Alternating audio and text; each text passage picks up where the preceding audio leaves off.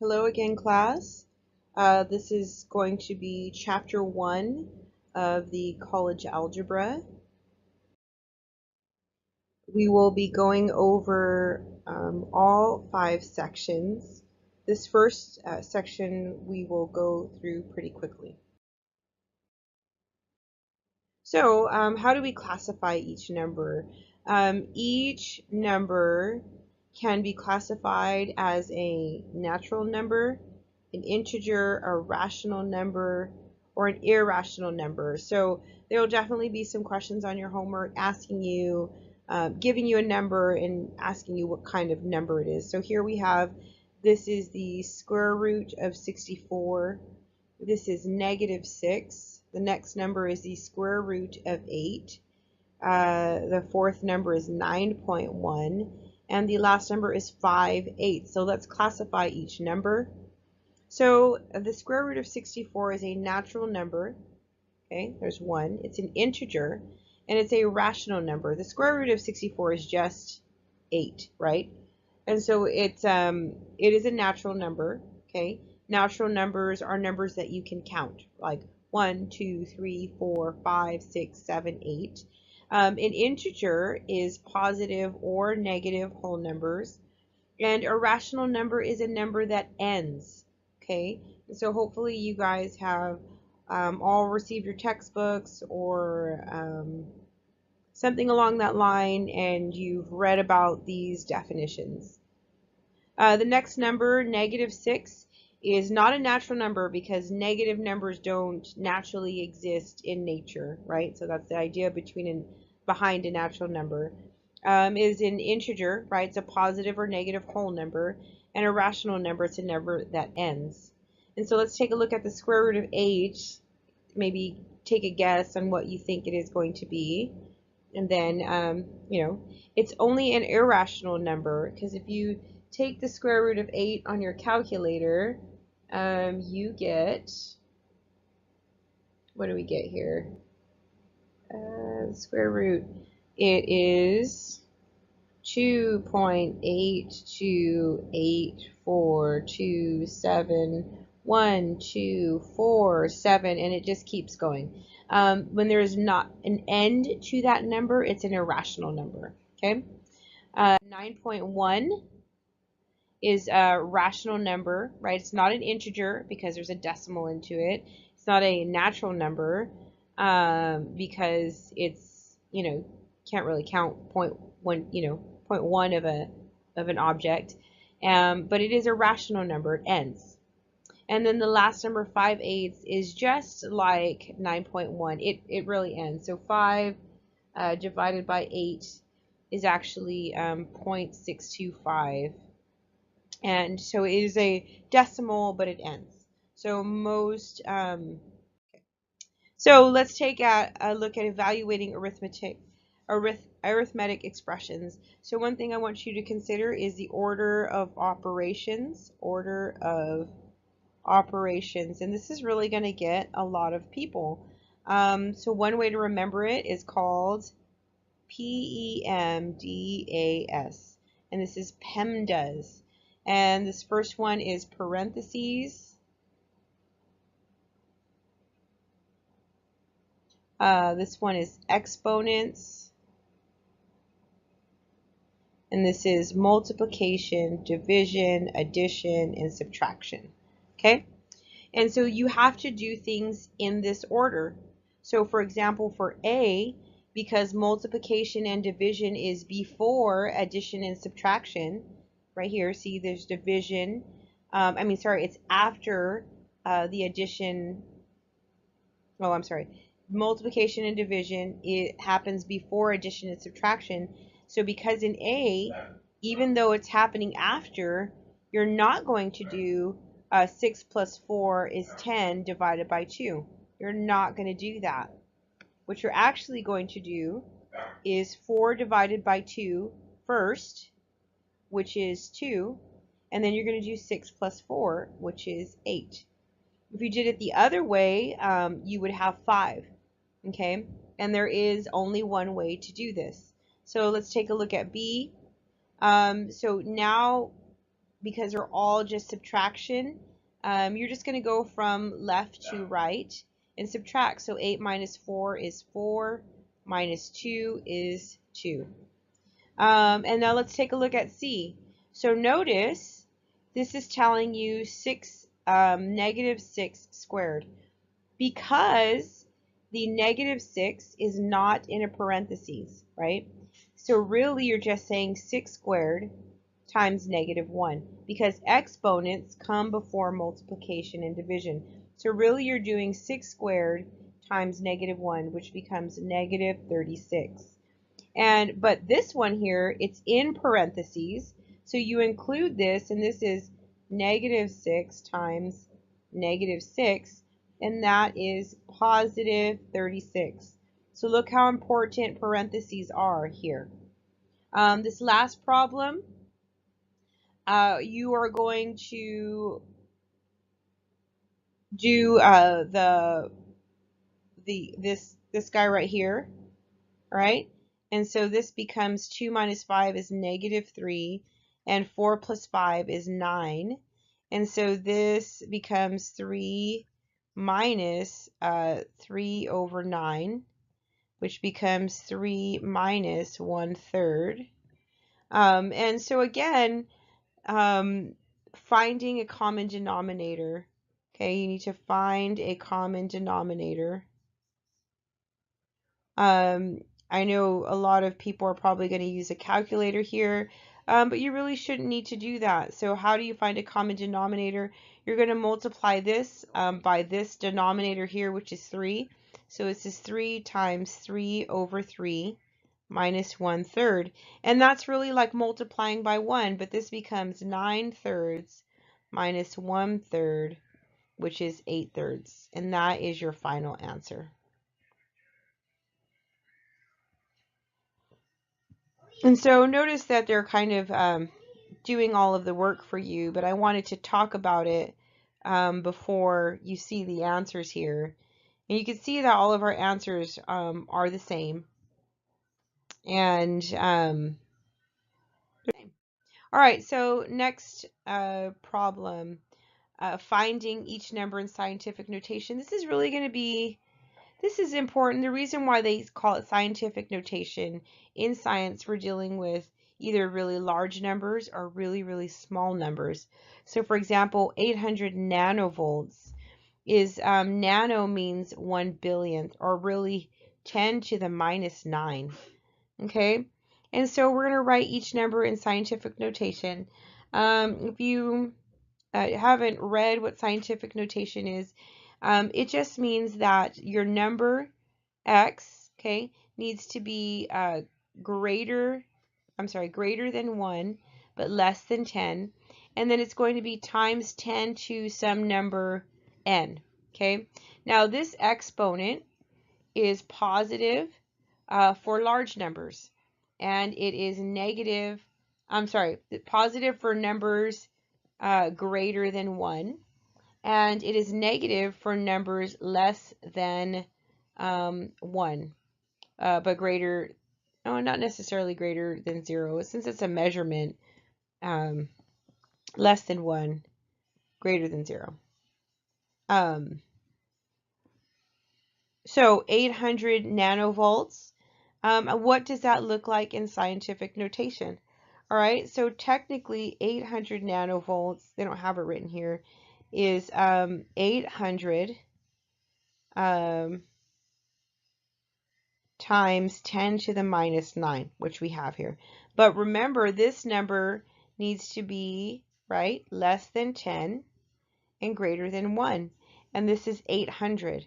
So really, it's kind of saying 8 times 10 to the 2 times 10 to the negative 9. So if you remember from your review section that because these are multiplied and they have the same base, this is really like saying 8 times 10 to the 2 minus 9, which is what they get here is minus 7. All right, and how did I get this right here? Again, it's going to our review section If you don't remember, you want to go back and review that again. Now this one is 11.9 watts. Okay, so notice it is just 11.39. 11.39. And so notice this number is still too big. It needs to be less than 10. So how many decimal places did you move over to get to the 1? Well, you moved over to the left 1. And so notice that your decimal, your exponent is how many decimal places that you're moving. So same here, 800, right? 800. How many decimal places did we move? 2. And so notice our exponent is 2. So whatever number you have, so let's pick another number like 7,349, right? And we want to convert it to, scientific notation. We'll start here. That's where the actual decimal place is, right? And how many times do you have to move over to get to a number that is less than 10 and greater than 1? So I moved 1, 2, 3. So now you have 7.349 times 10 to the 3. What if we have a number smaller than 1? Let's try 0.00456. All right, so let's move it to get to a number greater than 1 and less than 10. So let's move it to the right. 1, 2, 3. All right, and so this becomes 4.56 times 10 to the minus 3. So if we move the number to the left, right, the number is positive. If we move the number to the right, the exponent is negative. All right, so again, I went over some basics. So now we're taking what we learned in the review. We're multiplying like terms, and we're going to combine exponents, okay? So let's take a look at A. So we're going to multiply these two together, right? So that's why they have these two in blue. What is 6 times 2? It is 12, right? And then we're going to multiply these like terms. The bases are the same, and so that allows us to combine the exponents. And so if you remember, if we're multiplying, we're going to add. So this is like saying -4 plus -3, and that is equal to -7. So if you can kind of guess what our answer is going to be, it is 6 times 2, which is 12, times 10 to the -7, right? 12 times 10 to the -7, and here are all the steps sort of worked out. And then again, we're going to go from write your result in scientific notation. So if you really make sure that you're reading the entire question so that you actually answer what you're doing. So notice this was only finding it, combining like terms was only one part. The second part was writing it in scientific notation. So again, there's like an imaginary decimal point there, and it needs to be less than 10 and greater than 1. So we move it over 1. This becomes 1.2. And then so it's like saying, 1.2 times 10 to the 1 times 10 to the -7, which becomes 1 plus -7, which is -6. All right, and this is what it looks like in its decimal form. But see, instead of writing all of these zeros, we want to write it in scientific notation. All right, so this next one, so the first term was, the first problem was multiplication. The second one is division. And so we want to, you're going to divide, like terms right here. And then in this case, if you remember from the review, you subtract. So 6 divided by 2 is just 3, right?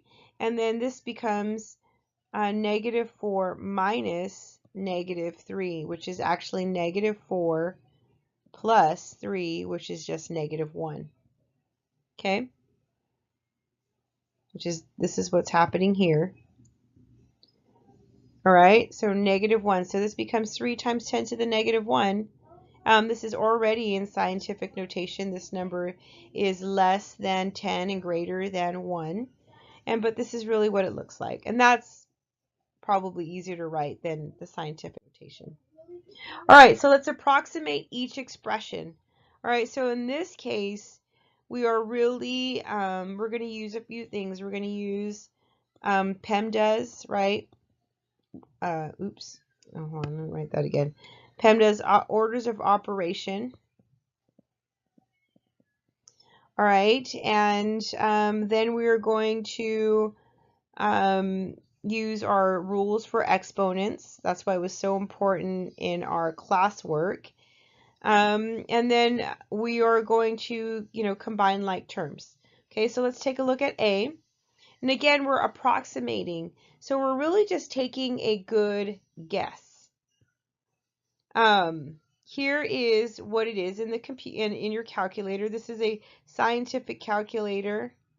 There's all kinds of things that we can use now. All right, and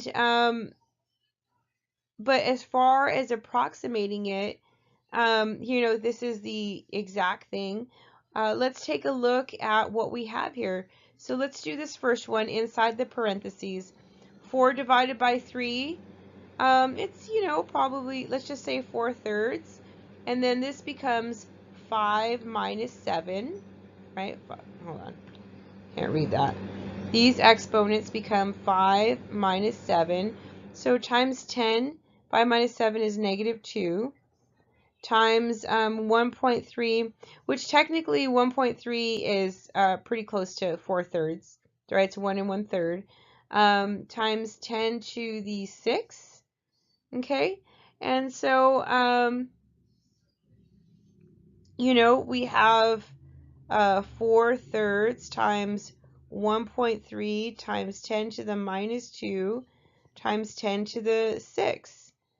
And so really we can approximate this as, 1 1/3 times 1 1/3.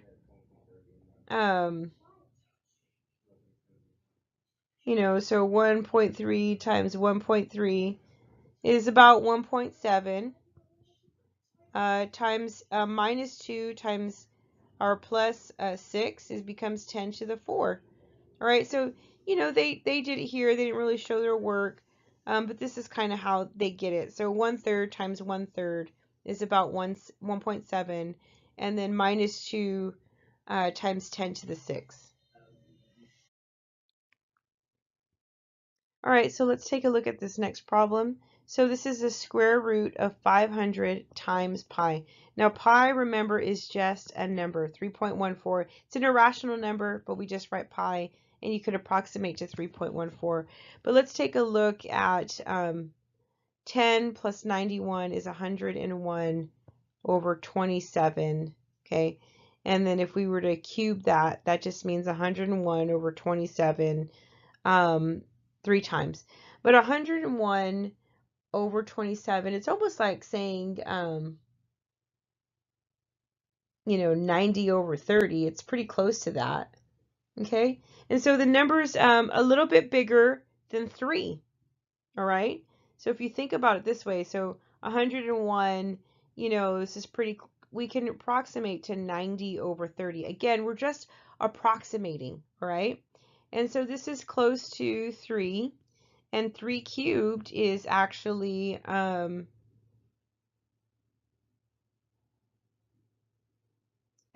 cubed, 3 times 3 is 27. So 101 over 27 is a little bit bigger, okay? So let's just say maybe it's close to 4. And 4 cubed is just 4 times 4 is 16 times 4 is 64. I believe that's what that is. 4 cubed, yes, is 64. And so, okay, it's somewhere in between here. I think 101 over 27 is probably closer to 4 cubed. So let's say it's 64. And now this 500 times 3 is about 1500. 500 times 3, oops, 500 times 3 is about 1500.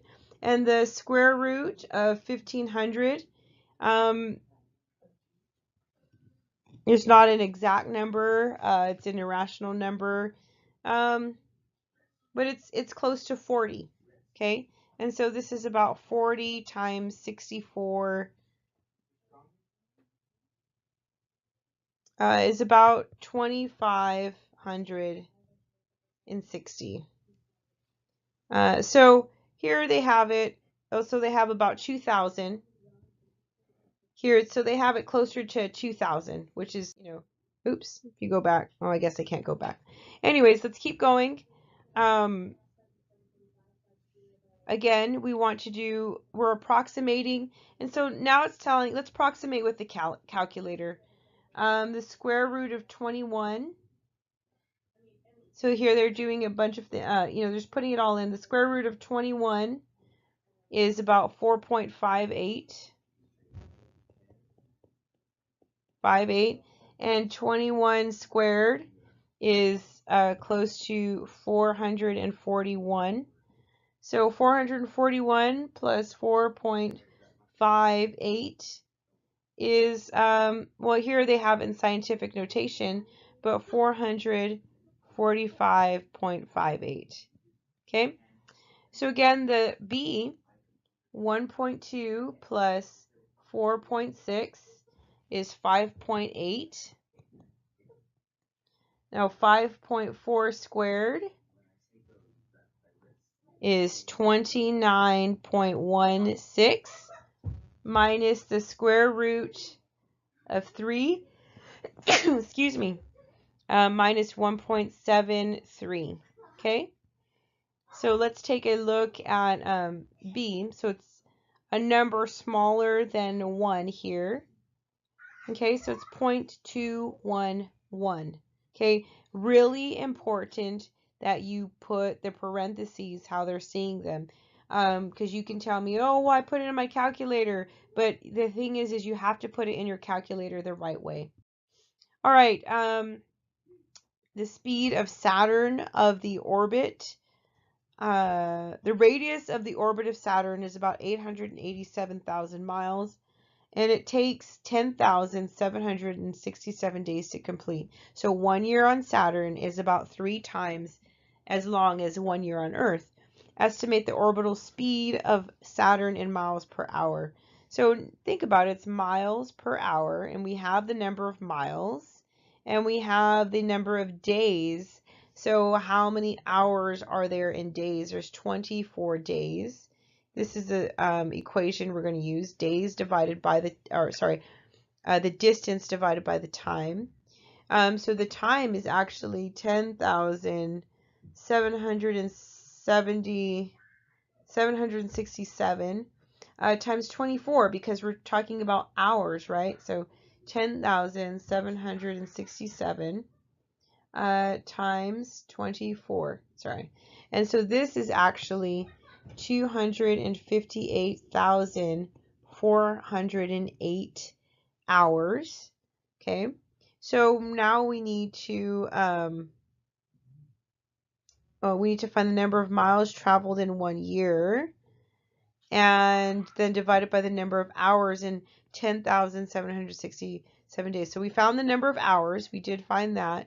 And how many miles does it travel in 1 year? The radius of orbit is 887 miles. So that's 887 million miles. So really what this looks like is 887 times 10 to the 6. 10 to the 6 is 1 million, right? 887 million miles. That's what we're wanting to travel in 1 year, because that's one complete orbit. So it's 887 million miles, okay, divided by 258,408 hours. Okay, and so how fast is that? So again, here's the, we have to, sorry, the distance is 2 pi r. So we have, the orbit, but we actually have to find the miles in the orbit, the radius, the circumference of the orbit, which is done by 2 pi r. So we have 5 million oh, I'm sorry, 5,573,000,000 miles. And we know the number of hours, which is we found on the first page.